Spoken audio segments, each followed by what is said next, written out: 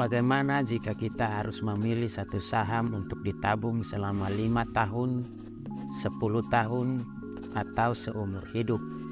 Bagaimana jika kita tidak mau repot-repot menganalisa laporan keuangan, melakukan jual beli? Kita hanya mau menabung sekali dan melihatnya bertumbuh setiap tahun. Memangnya ada saham yang murah, minim risiko, konsisten bertumbuh, dan membagikan dividen besar setiap tahun? Jawabannya ya ada, yaitu Bank Jawa Timur. Terus ada yang bertanya, kenapa bukan BRI, BCA, atau PTBA yang sering membagikan dividen jumbo? Jawabannya sederhana, ya karena hanya Bank Jawa Timur yang memenuhi kriteria yang sudah disebutkan tadi, yaitu saham murah dengan PBV di bawah 1 dan PER di bawah 10. Minim resiko karena memang sektor perbankan adalah sektor yang paling tahan menghadapi berbagai siklus ekonomi. Lihat saja grafik harga sahamnya sejak IPO yang terus naik. Begitu juga dengan dividen yang besar, paling tidak di atas 7% setiap tahun. Kali ini kita akan mencoba melakukan simulasi bagaimana jika kita membeli saham Bank Jawa Timur dengan uang 100 juta rupiah pada 10 tahun yang lalu, yaitu pada tahun 2014. Berapa keuntungan yang kita dapatkan? Kita akan membuat 2 kali simulasi. Yang pertama adalah simulasi ketika kita hanya membeli dengan modal 100 juta dan akan kita jual di tahun 2023. Berapa keuntungan yang akan kita dapatkan beserta dividen yang kita kumpulkan selama 10 tahun. Simulasi yang kedua, bagaimana jika kita hanya sekali membeli di tahun 2014, lalu setiap dividen yang kita peroleh per tahun, kita belikan lagi saham Bank Jawa Timur. Berapa keuntungan yang kita dapatkan pada tahun 2023? Oke, mari kita mulai hitungannya dengan sebuah cerita.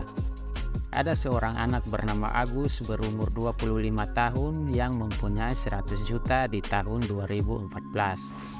Lalu Agus membelikan semua uangnya di saham Bank Jawa Timur pada bulan Januari 2014. Harga saham Bank Jawa Timur waktu itu adalah Rp385 per lembar. Dengan uang 100 juta dibagi harga saham yaitu 385, maka Agus mendapatkan sekitar 259.740 lembar saham. Di tahun yang sama, yaitu di bulan April, Bank Jawa Timur mengumumkan akan membagikan dividen sebesar Rp40,61 per lembar saham. Agus tentu saja sangat bahagia, karena dengan memiliki 200 ribuan lembar saham dikali Rp40,61, Agus mendapatkan dana segar berupa dividen sekitar Rp10.548.000. Kemudian di tahun 2015, Bank Jawa Timur kembali memberikan dividen sebesar Rp41,86. Dengan jumlah lembar saham yang Agus punya, Agus mendapatkan dana segar yang langsung ditransfer di RDN Agus sebesar Rp10.872. Begitulah seterusnya. Agus mendapatkan dividen jumbo setiap tahun dari Bank Jawa Timur. Hanya dengan sekali membeli saham yaitu di tahun 2014. Dividen yang Agus dapatkan pun digunakan untuk liburan dan mentraktir pacarnya. Dengan meningkatnya pertumbuhan perusahaan, laba bersih makin naik. Maka dividen pun semakin besar dari tahun ke tahun. Hingga di bulan Mei 2023, Agus mendapatkan dividen sebesar Rp13.789.000. Namun di tahun yang sama, Agus berencana untuk menikah.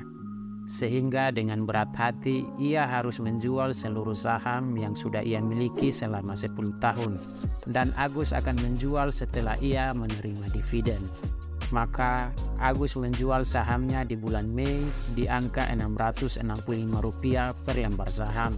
Agus memperoleh dana segar Rp171.428.000. Jika ditambahkan dengan total dividen yang Agus terima rutin selama 10 tahun, yaitu Rp119.758.000, maka total keuntungan yang Agus dapatkan hingga tahun 2023 adalah sekitar Rp291 juta. Sangat lumayan, bukan? Oke, mari kita masuk ke simulasi yang kedua.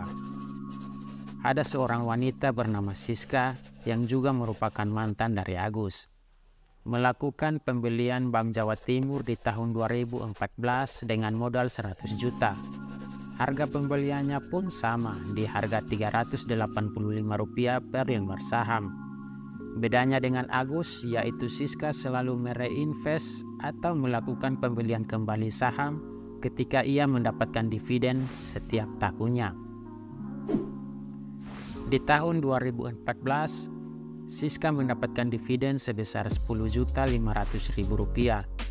Lalu beberapa hari kemudian, Siska dengan semua dividen yang ia terima melakukan pembelian kembali saham Bank Jawa Timur di harga Rp416 per lembar saham. Sehingga jumlah lembar saham pun bertambah dari yang tadinya sekitar 259 ribuan lembar saham menjadi sekitar 285 ribuan lembar saham. Di tahun 2015 pun sama, dengan lembar saham yang sudah bertambah, tentu dividen yang Siska terima pun semakin besar. Dividen yang makin besar ia gunakan kembali untuk membeli lembaran saham Bank Jawa Timur. Begitu seterusnya hingga di tahun 2023, Siska memilih untuk menikah dengan Agus, sehingga ia harus menjual semua saham Bank Jawa Timurnya. Total lembar saham yang ia punya awalnya di tahun 2014 sekitar 259 ribuan, naik drastis 2 kali lipat menjadi 568 ribuan lembar saham. Ia pun menjual di harga yang sama seperti harga penjualan Agus, yaitu di harga Rp450 per lembar saham. Total uang yang Siska terima sebesar Rp375.537.531. Total uang yang Siska terima sebesar Rp375.387.531. Bayangkan dengan uang yang sama, waktu pembelian dan penjualan yang sama, Siska mendapatkan keuntungan Rp375 jutaan. Berbeda jauh dengan Agus yang hanya mendapatkan keuntungan sekitar Rp291 juta. Itulah yang namanya teknik compounding atau bola salju. Manakah dari antara kedua teknik ini yang sedang teman-teman lakukan? Coba tulis di kolom komentar dan sampai jumpa di video selanjutnya.